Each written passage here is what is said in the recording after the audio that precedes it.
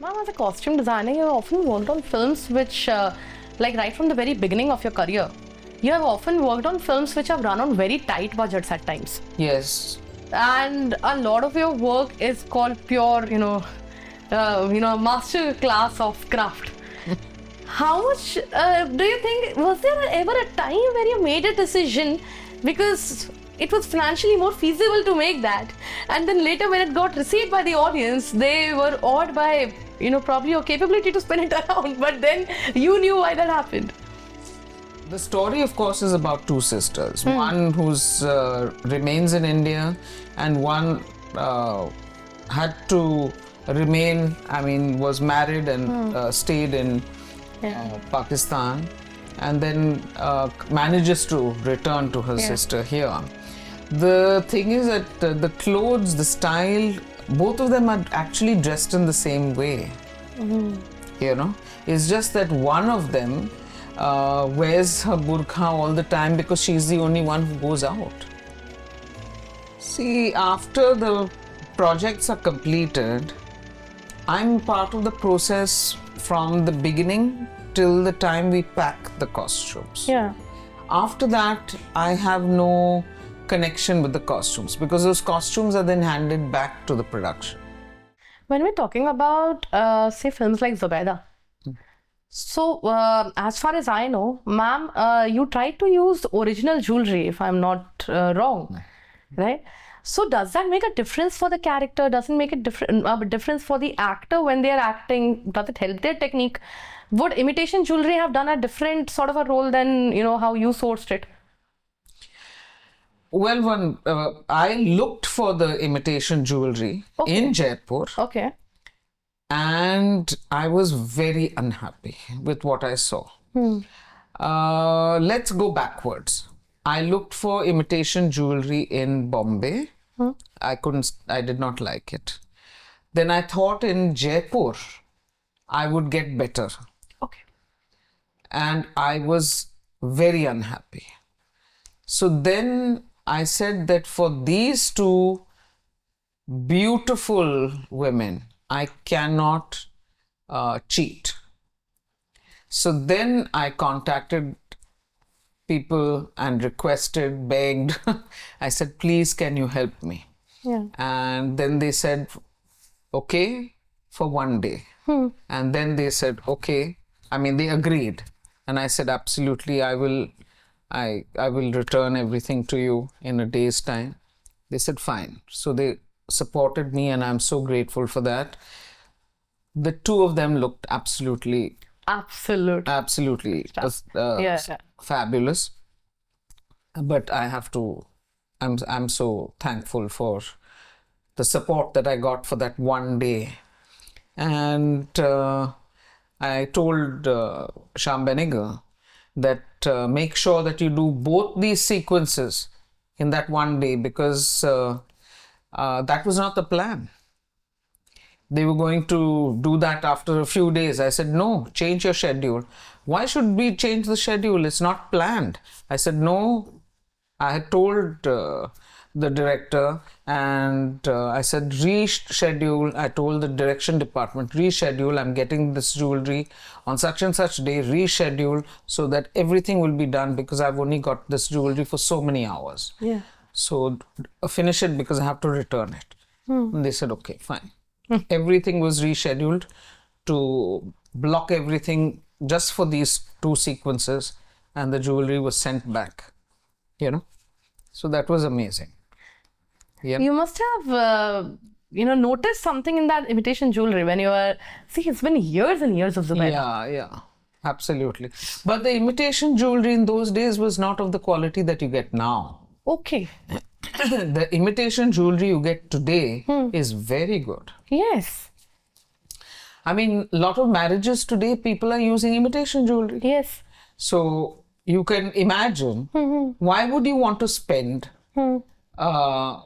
and buy real kundan and real uncut rubies and uncut emeralds when you can manage with the same imitation jewelry? True. because you are only going to wear it for one occasion, and then you'll use something else for another occasion. You have maybe 3 occasions, so you get 3 different sets, in your life. Why would you block so much money? Do you think jewelry, when we talk about a particular character, do you think jewelry also does the role of, probably custody? Do you think it's even psychological, the way a character, chooses their jewelry when it comes to costume design? Of course, it is a very important accessory, and jewelry plays a very big role.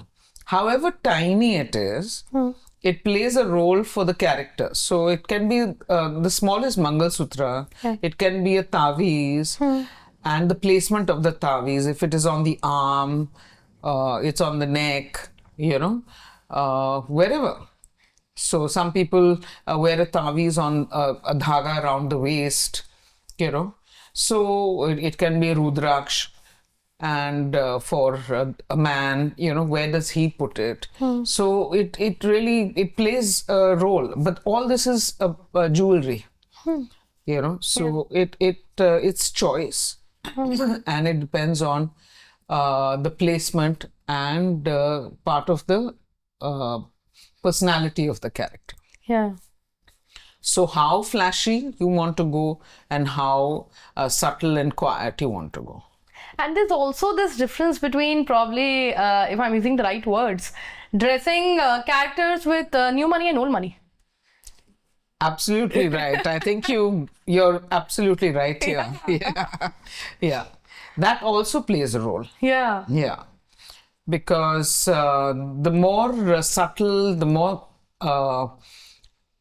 I would say that people who are more subtle and their choice would be more tasteful in terms of jewelry, more quiet, and their color choices also not very loud, but particularly stylish, but not flashy. Yeah. You realize that they come from older money. Yeah, they're comfortable in that. Yeah. And they're comfortable being who they are. Yeah. While newer wealth is very keen on showing who they have become. Yeah. And they want to enjoy where they have reached, and which is absolutely fine. Yeah. And why not? Yeah. So let them enjoy it. But that can be seen. It's quite visible. And they make that visible, to the people in front of them. Ma'am, when you watch films, like you said that you are very fond of watching films. Yes. When you watch films, do you, still think as a costume designer when you're watching them, when your eyes are on the costumes, or are you able to turn that side off? I can't. I love paying attention to details of costumes all the time. I'm doing it all the time. Do you recall a film that was probably not your work, but then you looked at the costumes and, that moved you, that, wow, they sure did brilliant work. Is there a particular film that moved you that way? There have been several. There have also been films and there have been series and I've just loved the costumes. And there have been international films and absolutely loved the films. So, there's so many. It would be unfair for me to just name a few. Yeah. But I like the costumes of Archies, even though Archies didn't do well. Okay. But I like the costumes of Archies. I like the way it was done, And I absolutely loved the costumes of Peaky Blinders. Yeah. And Downton Abbey, The Crown. And I absolutely loved the film Crouching Tiger, Hidden Dragon. It was made some time back, but the costumes are absolutely outstanding. I mean, it's not a new film, but the costumes are outstanding. The last title I'm going to give you is All Quiet on the Western Front. Okay. Absolutely brilliant film, according to me, and the costumes are outstanding. You must see it. And it's just, I was absolutely silent through the whole film. And really, all the titles that I've mentioned to you are just outstanding. Ma'am, is there any film from India that caught your eye? I mentioned Archies. Yes, Archies. Because it was different. Yeah. It was totally different. Amongst all the costumes that you... And it's, now that I'm thinking about it, it's very different probably from how a majority of people imagine your worlds as well. Yes, it is. But because the way it was done is exactly like an Archie's comic. Okay. It was just real life from a 2D Archie comic book. It was made into 3D moving humans in the same kind of and in real costumes. So I loved the costumes in that. I really liked it. So when we think as audience that we are probably thinking about realistic films, and then when we think about realistic films, we think about a particular sort of space which is not Archie's. But now the way you described it, realism itself is not something that's constrained or casted. It's not like, it can even be that if it's an Archie's comic and it has been translated in the truest sense, it is realistic. Of course. No, but it's realistic I wouldn't say it's realistic. It's realistic to the world. Yeah, to that world. Yes, it's to the that world. Archie's world. Yeah. Where you have Archie, you've got Veronica, you've got all the Archie characters, and Betty and all of them, and their personalities and the way they all get dressed up, in the Archie comic. And how each one of them dresses and how flamboyant or the lack of dressing sense they have. So that was brought to life in Archies. For me. That's why I liked the costumes.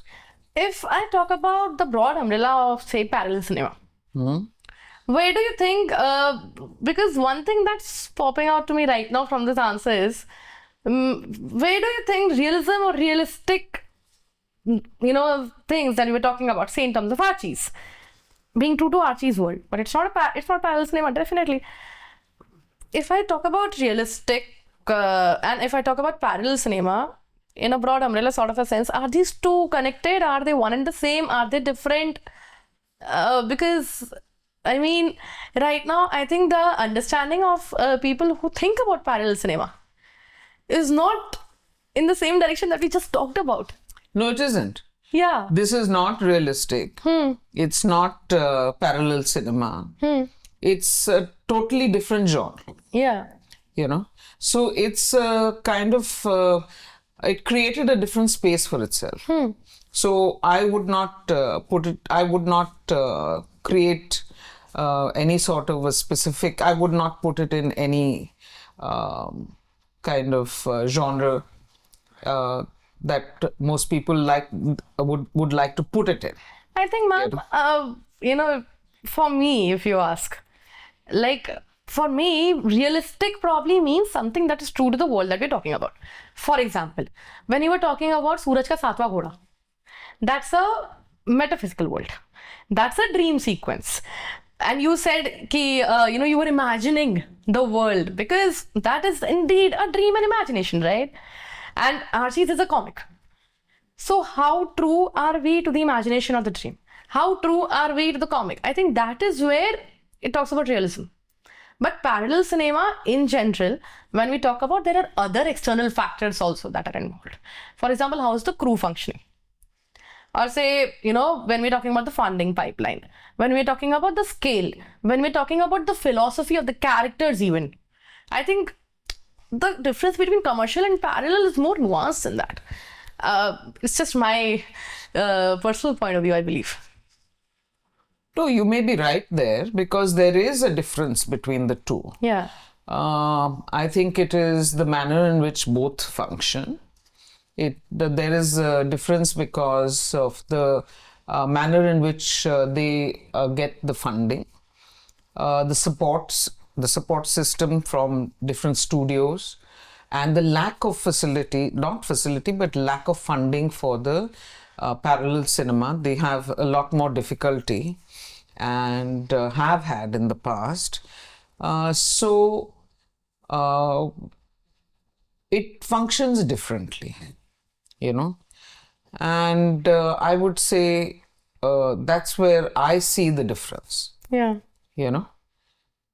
Like in the ecosystem as a whole, the difference more than the metaphysical, the imagination, the dream, and the reality of comic is more about the ecosystem. I believe so. Because, see, right now the boundaries are blurring even. And sometimes the boundaries are blurring out of fear, sometimes they're blurring out of uncertainty. And sometimes they are blurring because, the audience probably doesn't look at things the same way. But then still, we often talk about films. There are certain genre of films. Why aren't they made anymore? Where do we go and, watch these? But, ma'am, being so central to that world, do you think the society in itself and the reception that these films get, that has changed? Is that the core reason, or has the human psychology in itself changed through the years? What do you think has happened here? Well, the industry is going through a churning. That is very well known by everybody. Yeah. So in the churning, the audiences are tending to stay at home and watch things that are easily accessible on their TV through the OTT platforms, unwilling to go out and buy tickets to see movies. So there's a kind of a fear factor, it seems, about funding films. Exactly, yeah. And backing lesser known actors with the fear that they will not draw in the audiences. So it's a kind of a huge churning that's happening, and we're still in that process. So let's see where it takes us. And I do hope things will improve. But yes, the audiences are asking for story-based material, or let's say material that is going to be relevant, let us say, which will move them, touch them to the core, so that it's not only clever shooting and which tends to take away from the core of the story. Sometimes that takes away from the story. Sometimes the simplicity helps in keeping to the story and touching the audience. Simplicity plays a big role sometimes. And I do feel particularly when the story is very strong. Ma'am, I feel one more thing that I would like to talk about you in this regard is, it's also about economics, I feel. It's also about the larger social, political, cultural context that we are in. For example, say we are in, right now, there's a war going on. There was this entire, conundrum in the entire world about, the Iranian war, the one that I'm referring to right now. So the first thing that I thought about is production design deals with objects, right? And there are certain spaces which are very central to cinema where, group gatherings used to happen, say, and leave group gatherings, domestic spaces.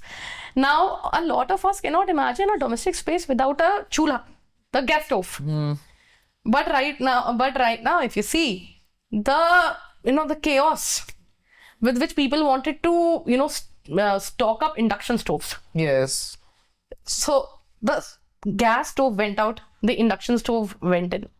Now, similarly, I think the film is not just what we see on the screen, it's also behind it. What's the economics? There are generators involved, there's fuel involved, there are 10,000 other things involved, when you're talking about other commercial cinema.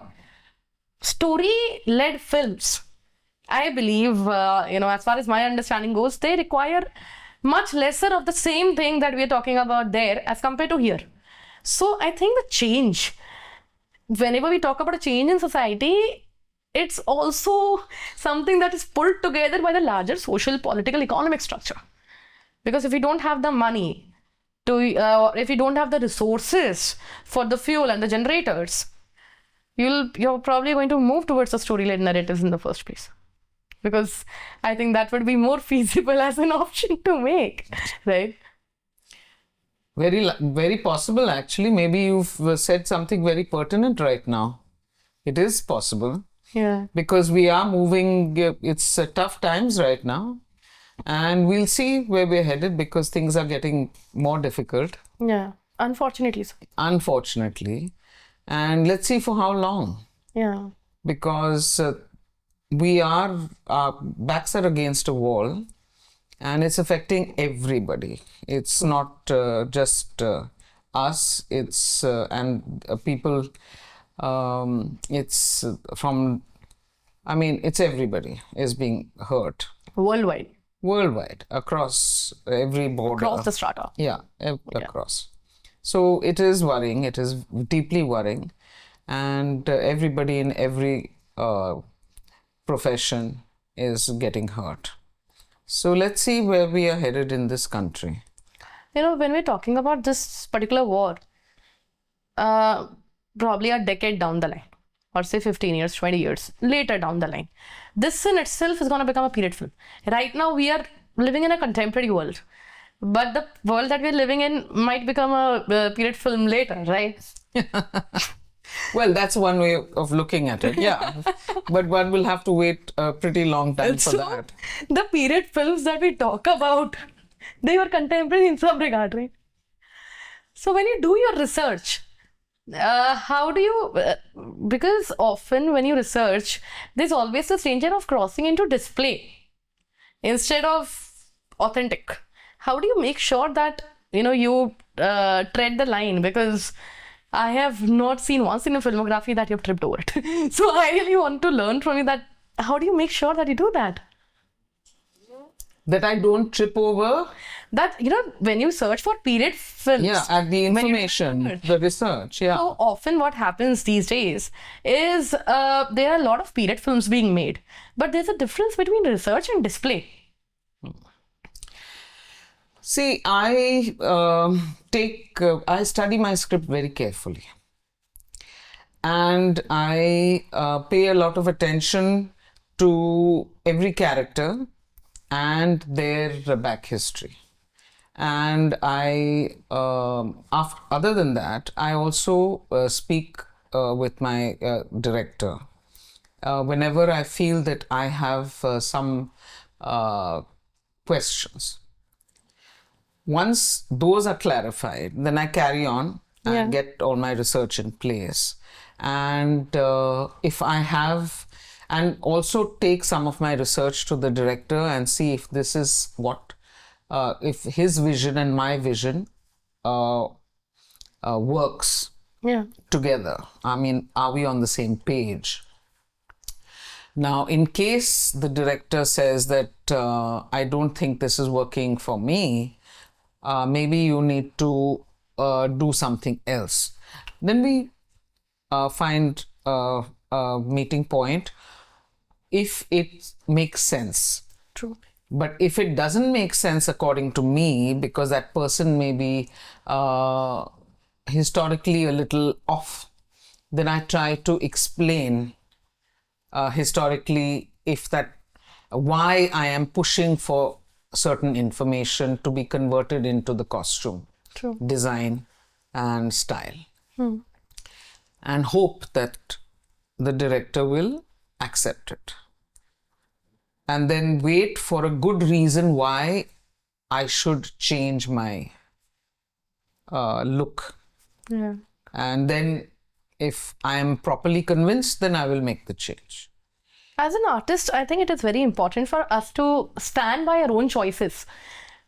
Be flexible enough to include others' opinions, but also be strong enough to stand by what you researched on, or probably what you thought about in the first place. Because if you don't stand by your own thing, who else will? Right? No, absolutely. Yeah. By and large, I do. But then there are certain times when you need to balance It's a delicate the one. boat. Yeah. You can't just sit on one side and then everybody topples. You know? True. So you find the balance in your boat, and everybody has to be. It has to be even keel. Yeah. Always. So you aim for that, and everybody's happy, and the look is correct, and it's smooth sailing. Because often the discussion might even be like when we were talking about Mujib. So you said that obviously there's a distinction between the aesthetics and the morality. Yes. Or say the accuracy and the morality would be the right word right here. Because morality is something that keeps evolving with the society that we live in. Now, there's always a different definition. But when you're discussing this, probably in a room that also has other technicians or the director or, others, now the question also becomes that how do you view history? You've also worked on Last Days of the Raj. Yes. And you've also worked on Samvidhan. Yes.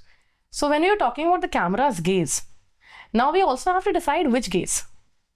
Right? Because say when you're saying Last Days of the Raj, when you're saying Samvidhan, is this like the gaze of the audience that is sitting in India? Is it the gaze of the British themselves about their colonial subjects? How do you, come to terms with that? Is that a decision that the script already takes, or is that something that, departments like say art direction, production design, costume design, they are also in, constant talks with? How do you decide that, and is it ever decided in the first place? Well, regarding Samvidhan, that research was all based on the requirement, because it was all interior in Rajya Sabha, and it was specific to a particular period of time. So, and it was absolutely real history. There was documented material.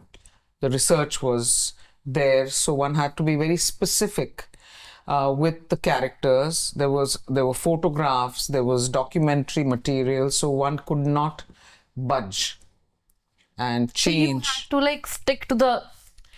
One could not change at all. Otherwise, I could have been hung,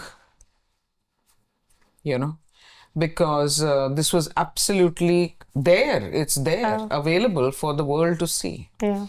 So I tried my level best to be absolutely correct, historically correct for everybody. To the point that even the character played by Ila Arun, I think, with a team of women, the sari they wore, I had it made. There were a whole lot of women wearing the Tricolour Sari, and all that was specially made, So that was the first time there was a Tricolour Sari made. That was the first time? First time.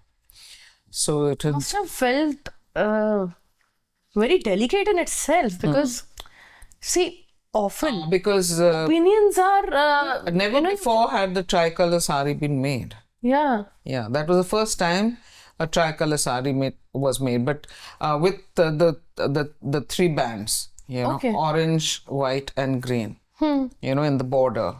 So that was the first time a sari like that had been made. Okay. As part of the whole thing, when the women are there wearing the sari, and that's part of Samvidhan, historically. Yeah. Yeah. That was quite a a revelation for me. And I had that made for Samvidhan by Shyam Benegal. And then regarding the British series, I mean that not series, but the British. Last Days of the Raj, yeah. Yeah, we shot the whole section which was in Delhi, the Indian section, which we did in Delhi, and that was quite an intense portion. And Mountbatten and his wife, they were in India, so we shot with them here. The actors came from England. We shot with them over here, you know. So the two of them were dressed in the white, the well-known Mountbatten's uniform, and she in her white gown and all that, you know, with all his finery and everything. Now that came from Angels Okay. in England. Okay. Yeah. And I had asked for it specifically because they had the best outfit with the best emblems and everything like that. Like you were talking about accuracy also, and you were talking that that's a costume designer's dream that you were talking about. Yeah. But they were very upset with me actually. Achha. Yeah, because it was very expensive. Okay. You know, they said, what is this? You're asking for all this coming from England. Can't you make it here? I said, but you'll never get the correct look. Don't you want it to look correct? Yeah. So the line producer, who was from England, she was very cross with me. So I said, but your main actors are coming from there. Yeah. This is on him. Don't you want him to be dressed correctly? Yeah. So then she kept quiet. She said, we would have preferred it to be cheaper. I said, of course. But finally, this was nominated for the BAFTA. Yes, it was. It was. So then everything went silent after that. But anyway, that's okay. It's part of the job. I think when we dress contemporary films, is it easier than periodic films, or is it the same difficulty? No, it's different. But the amount of work that goes in, I think it differs. It differs. I think contemporary, there is a lot of work. There's no doubt about it. But it differs. For period, there is a lot more concern about being period correct. Yeah. And That's detailed. why I asked this, because there's so much meticulous effort that goes into this. Yeah. So being period correct and being getting the correct kind of accessories is very important, because you can do a lot and yet not have the correct accessories, make mistakes with certain things, and then things will topple. Yeah. You know, and look a bit off. I think in contemporary films, one of the difficulties that we might face is, how do you dress an ordinary day? Because, say, it is very easy for characters to look beautiful, but it's very difficult for them to look real. Like, say, when we're talking about contemporary films, and, you know, people view it as a contemporary society when they watch it on screen. Now that dupatta in itself has a story. That shirt will have a story, the buttons will have a story. So I think the kind of effort that goes into contemporary films is very different from the periodic ones. The sections in itself might be different, but the amount of effort would be more or less the same, I believe. Because, you know, that has to be accurate in its own way and universe, I believe. You know, talking about these, I also wanted to speak to you about the recent Cannes. So, you know, when festivals like these happen and our Indians go represent the country there, the talk about what they're wearing is often the talk of the town. It's often there, but and they often wear attire that, you know, represents say ikat or, you know, other such weavers. But do you really think that's recognition that we're talking about, or do you think it's more of you know, other sectors' work needs to be done as compared to that? At Cannes, all the people who were present at Cannes, yeah, they were representing India, but personally, I would have been happier if they were wearing Indian clothes. Yeah, exactly. Yeah. Yeah, I wish, I mean, I would be much happier if our, I mean, Indians, I wouldn't like to name anybody, would go out to Cannes or any place if they're representing India to wear our Indian fabrics and our traditional saris because it's the best outfit possible. Maybe I'm speaking about an utopian world altogether, but I think the job doesn't even end there. The talk about who works on these saris. No, absolutely. Yeah. So I agree with you there. We have such a huge selection of textiles. Yes. And beautiful weavers all over the country. So if we were to use that, all our textiles and our saris, the women would wear our beautiful saris and they can drape it any which way they want. Yeah. There are so many ways So of many draping. ways. Yeah. And the men were to use our Indian fabrics and wear jodhpuris and sherwanis. Which and are royal in their own way. Absolutely, absolutely. Yeah. And they can wear it with, wear it with pajamas, dhotis, any kind of bottoms that they choose to. And they'll just look absolutely stunning. Absolutely stunning. Because we've got so much in this country. We've got beautiful accessories, beautiful headgears. They can just outshine everybody there. True. And they would represent our country. True. We've got such a variety. Yeah. Why wear Western clothes True. and Western gowns? It's not meant for the Indian body. Yeah. The silhouette that we were talking about, the body structure, silhouette that we were talking about, you talked about in passing, when you were talking about research. So the essence of Indian culture that we're talking about on such global platforms as well, Indian culture at large is discussed to exhaustive depth. But when we talk about the representation of Indian culture, on the first side that is closest to a human, that's their body. That is where often the question comes. We can go to conferences, we can go to festivals, we can attend talks, we can give talks, but the question often is, what are you wearing? Because that, I think, often a costume arrives in the room with you even before you start speaking. You represent yourself with what you're wearing. But ma'am, talking about that, particular thing, I also want to understand from you that when we talk about Shyam Benegal ji's films, I think the costumes were never supposed to arrive before the character. No. They were very lived in. Correct. So what was like? What was it like? We have talked to such exhaustive depth, but what was it like when you started off? Going back, how did your days as a costume designer start?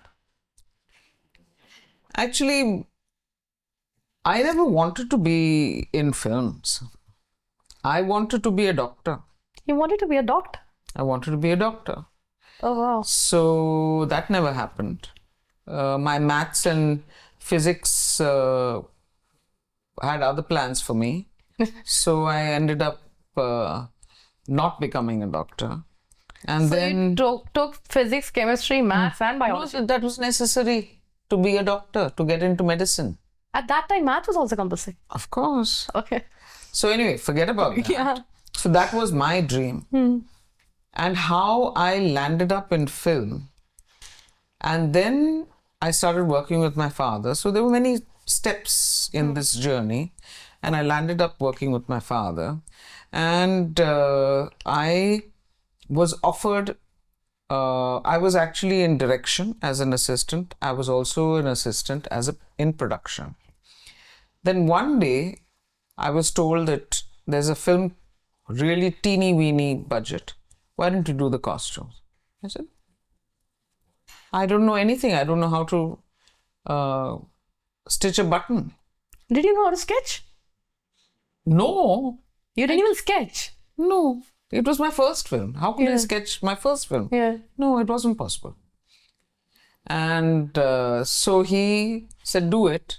You'll be able to do it. I know you can. I took it on. That was Antarnag. I loved the process. I fell in love with the process of doing costumes. Loved studying the script, studying the characters, background, everything. And then I knew that I was moving in a different direction. I was moving away from production. I was moving away from direction. And my whole professional trajectory changed and it moved towards costumes. After that, I was moving in the costume direction. You know, when we talk about your world as a child, if you go back there, ma'am, like growing up, one thing that would, I don't know how you would have read it. Shyam sir used to work very closely with a lot of pioneers of the industry. Say, people like Shabana ma'am. So when you were growing up and you saw these figures around, or the senior actors of that time, how did you view the inheritance as, because you just said that you wanted to be a doctor. So I think for you, the idea of parallel cinema stemmed more from labor and honesty than it did from, what we see the magic of cinema itself. How did you view it? I initially as a child, I just saw it as my father's job, and I saw he loved this, and the films that he was making, I was enjoying. I liked his films. I also questioned his films. Oh, I did. And he enjoyed that. He was happy that I was a very curious person.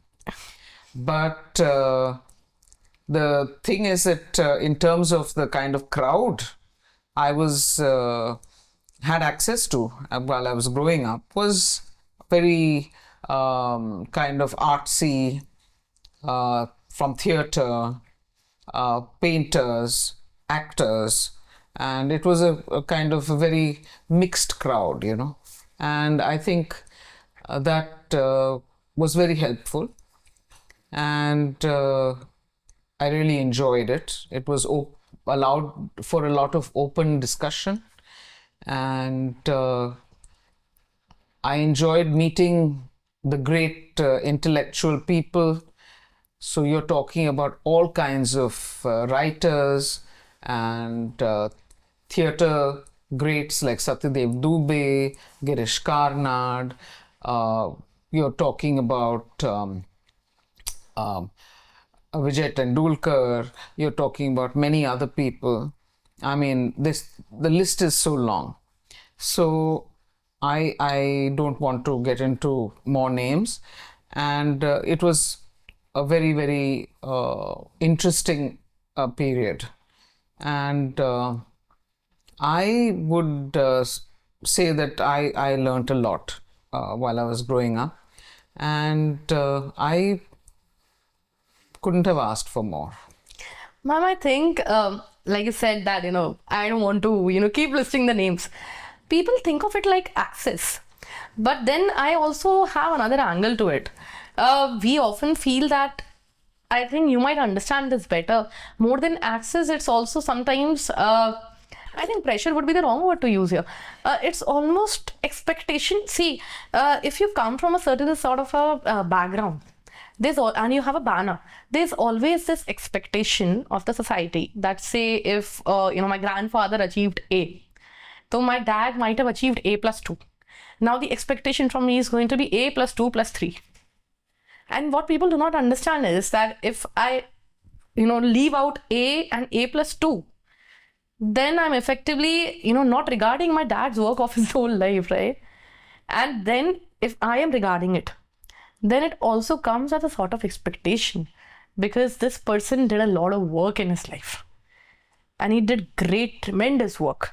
Now people, because more than the audience, the room that you're talking about, of being able to present your own work, to tie your identity to it, was that something that came very easily to you, or were you scared of the details and the intricacies even? Because when you're talking so meticulously about your period research, and I see the lived in worlds of Mr. Benegal, do you think it came from there, that he just did not want to miss a single nuance and you did not want to be the one who could be questioned wrongly?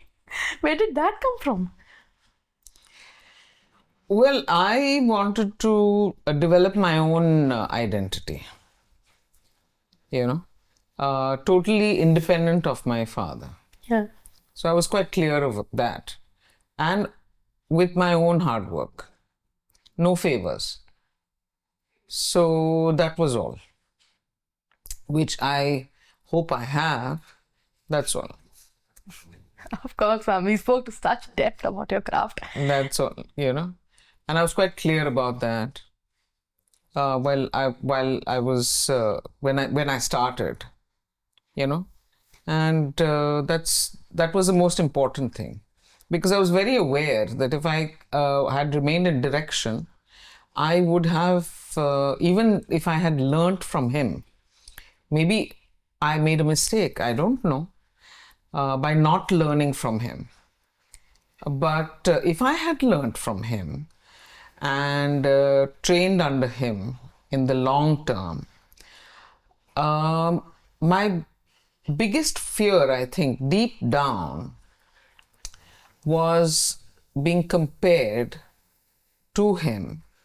And if I'd ever made a film, I would have always been told that, oh, that's a very poor quality, not up to mark kind of thing, The standards would be different. Yeah, but then it would have been through my eyes, not his, no? True. So, but people don't have the ability to see that. The people are very, very cruel. True. So, that was something I was not willing to do. And that's why I chose to carry on with costumes. Ma'am, I think when we talk about inheritance, it is not just legacy, it's method. For instance, I might not follow my dad's profession, but I might follow his ethic. I might follow his method. Like, my dad is a bureaucrat. He has a certain, sort of regard. He says a couple of lines कि, कर्म ही पूजा है. अपने काम में हमेशा कुछ personal रखो. तुम्हारा जो भी तुम काम करो, you need, like, he doesn't believe in the work-life balance का वो. He's not somebody who will say नहीं बहुत काम करो, नहीं. बट उनका ये है कि ऐसा नहीं होता कि तुम्हारी प्रोफेशनल लाइफ है तुम्हारी पर्सनल लाइफ. तुम्हारे प्रोफेशन में तुम्हारा पर्सनल इन्वॉल्वमेंट होना जरूरी. So that is something that I inherited as a method. I think it is not just about following the profession. When you are, talking about costume design, and when I see your work, and I am, saying it in a very vast sense. When I talk about, Mr. Benegal's world, visual world, his women are very intrinsic to it. The costumes are very intrinsic to it. The way the characters were dressed, the way they were interacting is very intrinsic to it. And for more than 3 decades almost, you were the person who's constantly involved in those characters, in those memories, and in a way, we can even say that parallel cinema, when we talk about, there's a very strong pillar of the women interiority, which is often missing in commercial. And you played a huge role there. Ma'am, when we talk about this particular, world, I also feel that, if I'm right to use the word, people often talk about nepotism. They talk about it. But then the question is also, which parent does not try to give the best to their child? If we are talking right now, I'm speaking in a certain language, I'm speaking in English. That's because my parents enrolled me in a school. Whatever was best according to their, whatever they could, possibly pull in, they sent me to that school. Then after that, before that, I learned how to walk. So when I entered my studio, I walked and I sat and I came here. I learned that because one fine day, days altogether when I was growing up, my dad gave me his finger to hold and then I could walk. So when we have this entire battle, because I have struggled myself regarding this, when we have this entire battle that, I want to be called self-made. In my opinion, none of us are self-made. The moment you speak your first word, it's your mother. The moment you can walk, it's your dad who's taught you how to walk. So, and every parent does the best for their child. If they own a grocery store, if they own a business, if they run a business, if they have a clinic, even they'll try what's the best that we can give to our child? Can we send them to a good NEET coaching? Do we know good teachers? Do we know good tuition teachers? If they are into music, they'll make their children sit. Even if they don't make their children sit, the ears are tuned a certain way. That is what I was talking about when I was talking about that room. So that room might have influenced you that way. So, that was what was on my mind regarding this particular incident.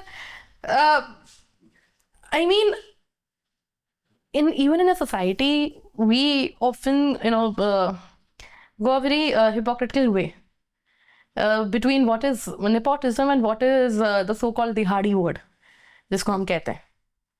अगर across strata, how do you even differentiate between these two? Whatever a parent can give to their child, which parent won't, right? So I think that's how I view it. Ma'am, when you're working with Mr. Benegal on the sets, there would be disagreements also. And he, as far as I have read, he was a man of few words in public. How did you view it? Did you ever have disagreements, in terms of the costume and his world? He was a very calm man. He was not somebody who got angry. Yeah. But in terms of few words, I would not say that. Okay. He was open to listening to people, their point of views, always at work. Because if the other person's ideas were better than his, then he was open to change. Angle of the cinematographer was better than his angle placement, he would incorporate that. He was very open to other people's suggestions to improve this the work that day. He was a very open to ideas kind of guy. He was not me, my idea. No. He wasn't like that.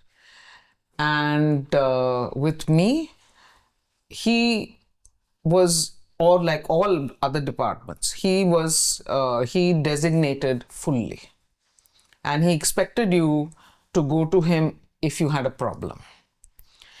And if you did not deliver, then he would come to you and say that, you made a mistake and this, that, and the other. And if he was unhappy, he would tell you straight away. And regarding when it came to me, fortunately, I don't remember really having an issue with that, because I would go to him before he could come to me. Like if, for example, I had some sort of a flaw, I found there was a problem in a particular costume, I would go to him and say that, see, this costume is going to be made on such and such day on the schedule. Give me more time and I will have it rectified, have a new costume made, So I would always prepare before he could get bugged with me, So I would, like if the tailor had made a mess or something like that. So I would try, because I did not want to be ticked off. Yeah. But he actually was not somebody who ticked anybody off. He would speak to you very calmly and say that, you shouldn't have done this. You're ruining the day. or something like that. He would tell me, but that never happened. I think, ma'am, it's also like we were talking about this earlier, right now. I think it's also because of the familiar connection. Now, the expectation that you have from yourself also would be much higher. That I cannot be missing out on a detail that I can possibly keep track of, right? Correct. So I think that's where it translated. So when you were working with him, you were also part of the crew. Oh, absolutely. There was no difference. With him, everybody was part of the family. There was a large family. So everybody was part of the crew and everybody felt like they belonged to a large family. There was no kind of hierarchy there. Everybody ate the same food. Everybody sat on one huge big table, So no. Everything was the same for everybody. It was quite wonderful. And I think that would have translated into how you view your team also now. I would like to believe that. Yeah.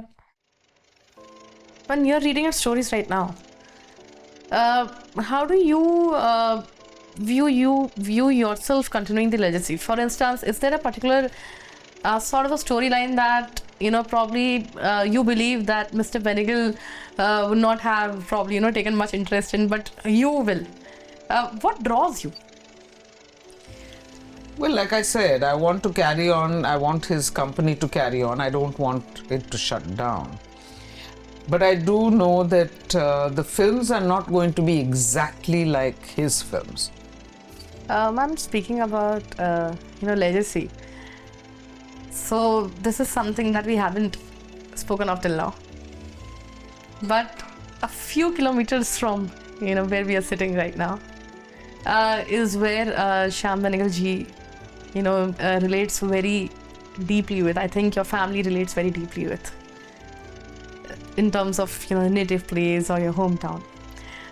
Does it still feel like your hometown or your native place, or does it because I think it's quite different from a Bombay junket.